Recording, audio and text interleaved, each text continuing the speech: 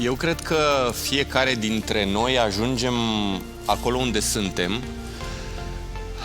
ca rezultat al vieții pe care o ducem și a experiențelor prin care trecem.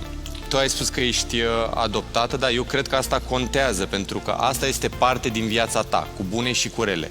Vine cu un bagaj emoțional pentru tine foarte puternic, vine cu niște... Sunt convins de asta, e imposibil să nu fie cu niște traume și cu niște frustrări, vine cu niște întrebări care sigur te vor măcina toată viața, așa cum este o întrebare măruntă.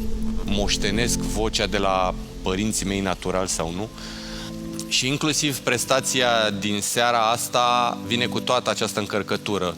Muzica pe care am auzit-o nu este doar vocea ta. Muzica pe care am auzit-o și momentul este format din vocea ta, din felul în care arăți, din cuvintele pe care le-ai spus, din emoția pe care ai transmis-o. Ești un copil extraordinar, ești un adolescent, o adolescentă care evident poate să răstoarne munții. Mulțumesc!